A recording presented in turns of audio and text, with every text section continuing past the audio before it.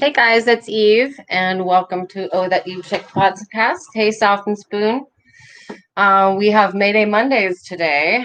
I am actually feeling a little under the weather, so you'll have to excuse my my voice, and if I am not speaking in a coherent way, that's probably why. My cat just laid on all of my notes, and he's decided that he wants to be part of the podcast tonight. Hi, Pepper. So it is Mayday Mondays, and the theme today is gloom. And I do have a couple of special guests here tonight. I have James on hiatus, which is the co-creative director and audiovisual tech. Yep. And his buddy over there, Vivian. She is the owner of an Etsy shop called Ecology Studio Designs. Say hi, Vivian. Hi. So they're joining me tonight to join in this conversation about Mayday Mondays and why we are having some gloom. I've, got some bad news stories that I've been reading, of course, because this is just what I do in my free time. 2020. Yeah, 2020 has been kind of killer in a bad way. COVID is spiking again, so we have second wave. And I don't know if you guys recall last time we had a podcast. My office had been hit with COVID. One of the partners had gotten it. And now there's a couple of us with head colds, and we're actually staying home just to be on the safe side, but I have these allergies going on, and I know that's what that is, and it's miserable. Allergies are horrible. I hate them. It's not COVID, it's just allergies. No, exactly. Not COVID. I have been tested for COVID. Everyone's been tested in my office, and I'm negative. That was a pretty not fun test, I'll say that. But yeah, COVID spiking. San Diego is back in code purple, which means that all interior dining, gyms, things like that have had to close down again, and only takeout and outdoor available. Like, we wanted to go out to eat tonight, right, guys? Yep. Veganic in Hillcrest. What's up, Veganic? Good. Man, that vegan shrimp was off the hook. Guys, Vivian is a vegan, aren't you? Yep. We're calling you out. We're calling you out. She's a vegan. So awesome. Well, it's not like when I introduced you, you said, "Hi, I'm Vivian and I'm a vegan." Like, it's some sort of a food meeting, you know. I'm also straight edge, if you want to throw that in there. Ooh, nice. Nice. So Vegan and straight edge. Yeah. That's the winning combination right there. Like That girl's a keeper. I think I like her. But it's all right. Well, we'll stay at 6 feet. I won't flirt with you, I promise. Too late. Okay. Anyway, so before we dig further into this COVID mess, hey, Pat's fan. I just want to remind everybody where you can find me online, writerseve.com. If you would like the link to my podcast on YouTube, it is there, as well as everything else. I have expanded the clothing line on Teespring. I'm actually wearing one of the shirts right now. I have to lay back. Oh, this is getting almost like Freaky Friday over here right now. This is like supposed to be Mayday Mondays, and I'm like, okay. Mayday. Pat's fans like, yes. The old Eve is back. Speaking of old Eve and OnlyFans, I am not going back on OnlyFans, but I am going to be on Patreon for $5 a month. So I'll be sharing the links for that soon. There'll be a lot of behind the scenes footage of me getting ready for the show, and possibly some old Eve type things. There might be a photo shoot in my future that I haven't said anything to you guys about, but with that will come some cool stuff to put on there. So anyway, That's where you can find me. That Eve Chick on Instagram, Eve Serpent on Twitter. And yeah, so let's get into the gloom and discuss why we're still so fucked. Because we are.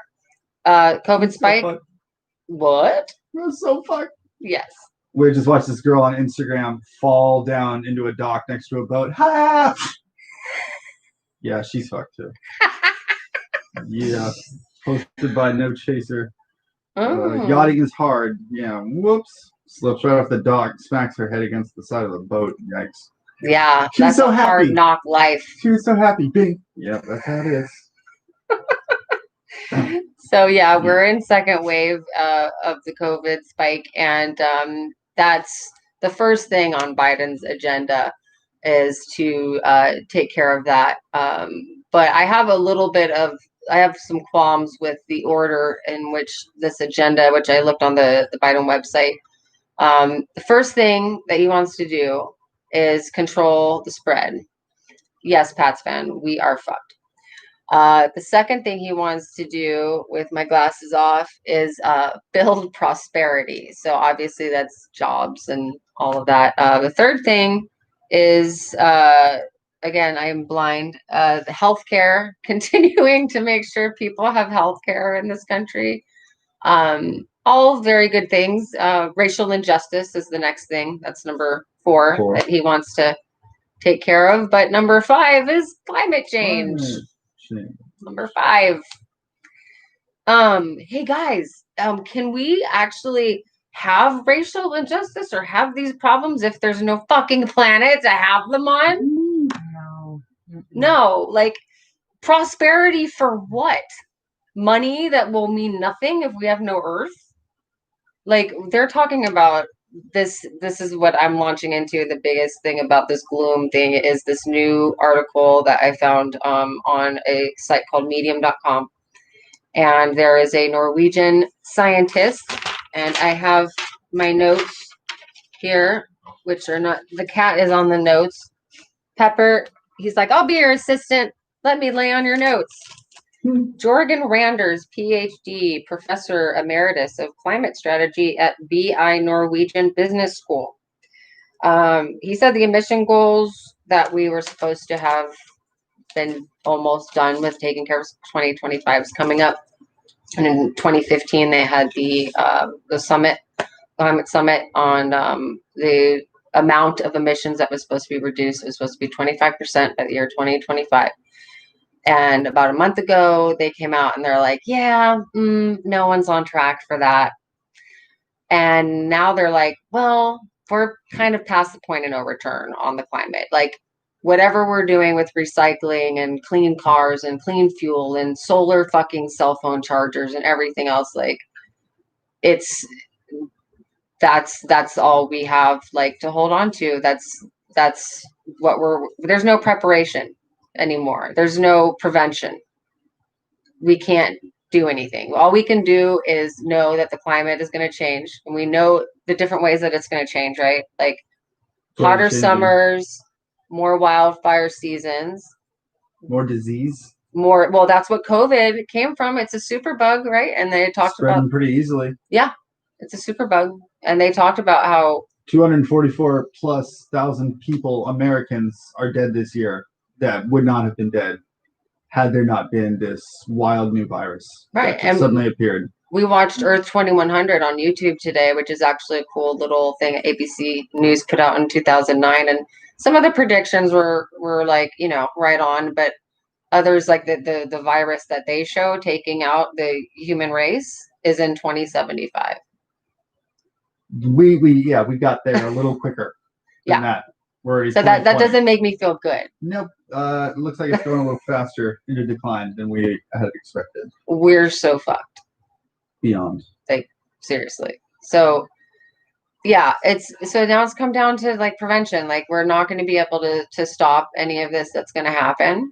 So we're going to have to just prepare for these extreme temperatures, and we need gear, man. Like that's what humans need now. Like sunset motion. I think a lot of industries will go away. Like, and it's going to be a slow decline because they're talking about all of this happening in 80 years, there being just this like huge decline.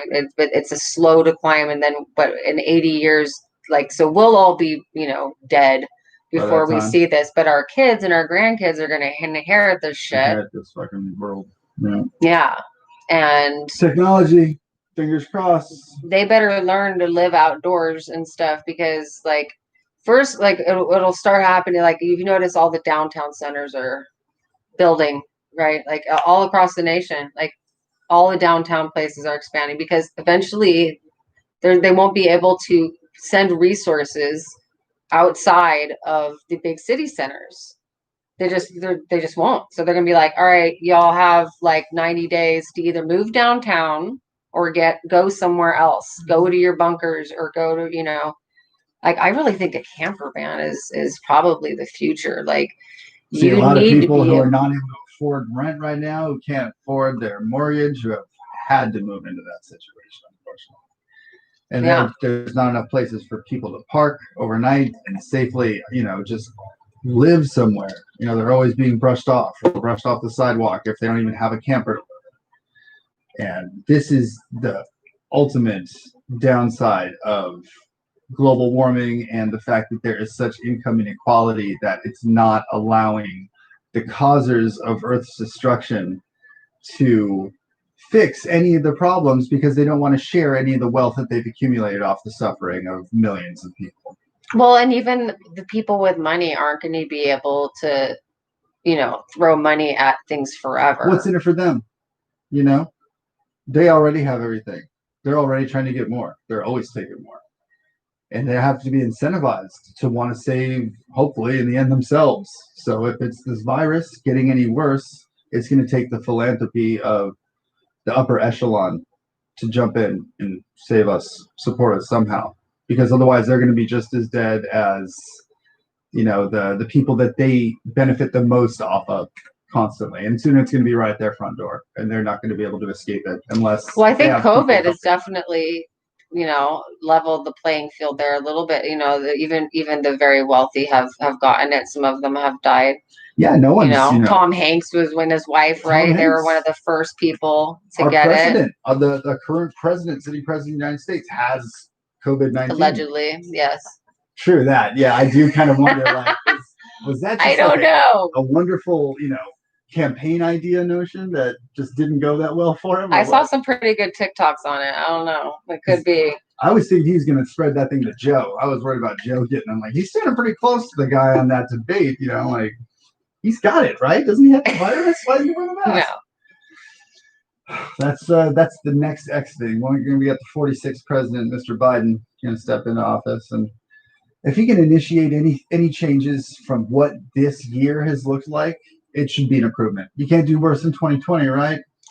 Yeah, I wouldn't. I would never deign to think that. I mean, I think we're honestly, it's going to get worse from here. Now is the begin of the decline toward that 80-year time where, my concern always is, and I wrote some things down earlier that I felt were really important, because it's sort of like taking you through the journey of like how fucked we are, because we are so dependent on electricity, primarily. My notes are over here, all over the goddamn place. So power stations are the foundation for our culture as we know it. Like, just the fact that we're sitting here in a living room, live on YouTube, live on Instagram. People just worked all day. They're coming home. They're like, getting ready for the evening, and they're watching this show. And that's because of electricity. That is, this couldn't happen without it. And our culture has ended up on social media. Like, this is how we connect now, especially with the pandemic culture. We could even say there's a fucking pandemic culture of, 100%. You're at home. So those virtual interactions are dependent on electricity. And what if, like, what I want to know as a citizen of this world is, okay, so are the power stations automated yet? Like, do people need to show up to work for the power stations to work? I'm pretty sure that you still need humans in the power station. So what if people stop going to work at the power stations and then we don't have power? That's when everything is, I mean, that's when we're all totally fucked because that's a People panic. start using that gasoline generator. So because there's an abundance of oil right now. I haven't seen gasoline prices change, which is crazy because we apparently have some oil surplus from the pandemic from not using as much oil as we normally would in a projected business year. The world basically stopped, so all this oil just is sitting around in reserves. I think a lot of people would switch over to generators. That would be a hot commodity. Electric powered, solar powered generators are going to get better eventually. And a lot of people, before they know it, they may just be living off the grid, and they haven't done too much that. They don't need too much from the governing system anymore. So it's kind of like, why do we pay this much taxes when we're providing? We have our own solar powers. Why are we paying water from, the municipal water supplier when we can just be, collecting rainwater, having a rainwater supply collection recycling system? Right. These are all options, and these are all things of that don't cost anything. So there's sort of a threat to the status quo. So there might be a way that we can't get that chance to be self-sustaining. Well, maybe in San Diego we might be able to, because there is a desalination plant that they built. It was finished being built in 2017, and I think it cost like $1.6 billion to build, and it's functional, but it's not in use yet. So I think San Diego and a few other cities are really well set up for being self-sufficient, but I don't think they're going to be able to pump that shit into Poway. If you live, in Ramona or the Colorado River still services. That's what services LA. Many, farms in so many states, and you still have drought happening in a lot of places. And there's still drought, but then again, the drought. Sea level rise starts poisoning the fucking groundwater. Droughts don't last forever, which leaches into the freshwater sources, and then everything is so what's dangerous, I think, too, is a lot of the environmental pollution and a lot of the leftovers from the Industrial Revolution that just got put in the ground and never got spoken about. They're just sitting there causing who knows what sort of toxic Avenger sort of mutations all over. Older parts of the country might have it worse. There might be more environmental toxicity in other older parts of the country. Might have been more like dumping. Salton Sea. That place is fucking wrecked. Oh my god, wrecked. There's a Vice documentary. I think it's called Abandoned Places, and one of the places that the guy goes and skates is at the Salton Sea, and Abandoned. Abandoned. It's a good show. But so the climate change news is not good. I hate being right all the time. It fucking sucks. Yep, and I hate to say everything to everybody all the time, but that's good luck. We're so Pat's fan is saying, I think there are two guys in front of Commodore 64s in each state in charge of everyone's grid. Commodore 64, the fucking highest computer. Reliable. Oh God, we're so fucked. So, head north is what I'm saying. I mean, ultimately that's where you want to be, because your offspring. South, don't go south. North of Canada. Just move to cold. Antarctica now. That's what I'm saying. All right, well, I'm going to start hunting seal. No, the singer Seal, Kissed by a Rose. I'm hunting him down, and I'm going to make him sing it for my daughter's quinceañera. Oh, Jesus. And we got a couple more years to wait, though. She's not there. All right. Well, before we wrap up, I just want to mention again that our special guest, her name is Vivian, and she is the owner of the Etsy shop, Ecology Studio Designs. That's on Etsy, and that's on Instagram, Ecology Studio Designs. And what is it that you make there on the Etsy shop? What are the wares that you're peddling? Mostly just scarves that I hand knit. Some of them are synthetic yarns, some are natural yarns, and some of them are natural yarns that I also dye with natural dyes. Nice. That's Mhm. awesome. How much do they run? Well, it really depends on the fiber content and the length. I charge by length, not my time. Okay. So it could range between $50 to about maybe 300. And you know, it's going to be really fucking cold this winter and every winter from here on out. So you're going to want to get, you know, stock up, you know, and get like a bunch of these scarves because I've seen them and they're look so freaking warm. And this is the show that she's going to be at the Patchwork Show. She's going to be in Santa Rosa on December 6th. And that's going to be a unique and handmade gift craft fair. And it's free to attend. It's from 11 to 5. And that's going to be at the Sonoma County Fairgrounds in the Hall of Flowers. So if you have any questions or want to know more about that event, that's Dear Handmade Life. That's DearHandmadeLife.com. Thank you for all that info, James on hiatus. Dear Handmade, dearhandmadelife.com. Hell yeah, I'm gonna get some because I get cold. I get cold all She the does time. good work. I Check don't out have any scarves. Designs on Instagram. No, I don't own one. I need to get one. I'm going to have to. Handmade beauties too. That's right. Yeah. She was also doing masks for a minute. And you were tempting to. I thought about it. And then it turned into a thought, scarf. no. And then it was a lovely scarf. Well, scarves are going to be the future, so I think she's very smart. Yeah, I like scarves. Ooh, that sounds fun. You know who's also smart is anyone who has bought any of my books lately. This is Haunted and this is Grave.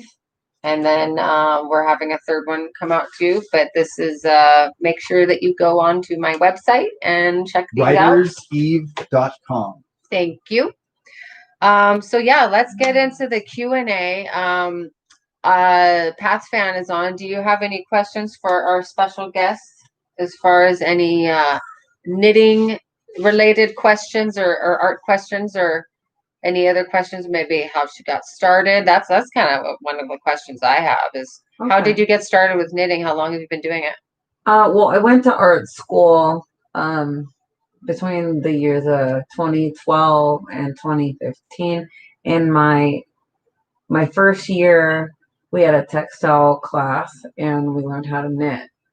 And we did like little samples, and then I don't know, I just really got into it and started trying to do more intricate things and, you know, in scarf form.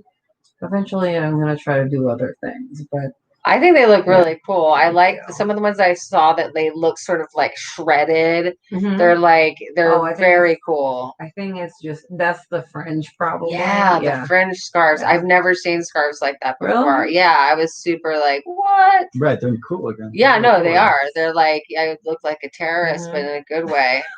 Can you say that yet? Yeah, sure.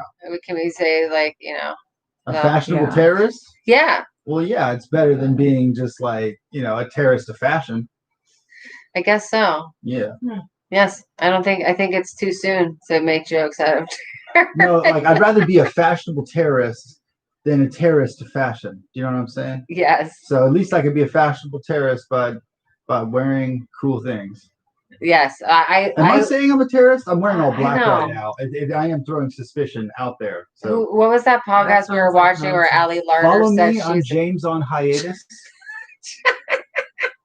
Who knows what I'm thinking? I don't know. I never know. Time, we don't know. No one knows. We're all following each other though, so it's happy. Mm-hmm. It's 9:00 at night right now. Well, it is time to wrap up. I want to thank everyone for joining us, and thank you, special guest Vivian. Thank you, James on hiatus, for spending this podcast with me. And thank you, Pat's fan, and everyone else who joined us on Instagram Live and YouTube Live. Thanks, everybody. So thanks for watching. Don't forget to subscribe. And remember, we're so fucked. Good night.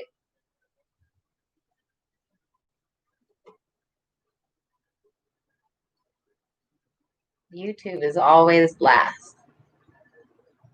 YouTube. You is are always last because you're always first. first to last.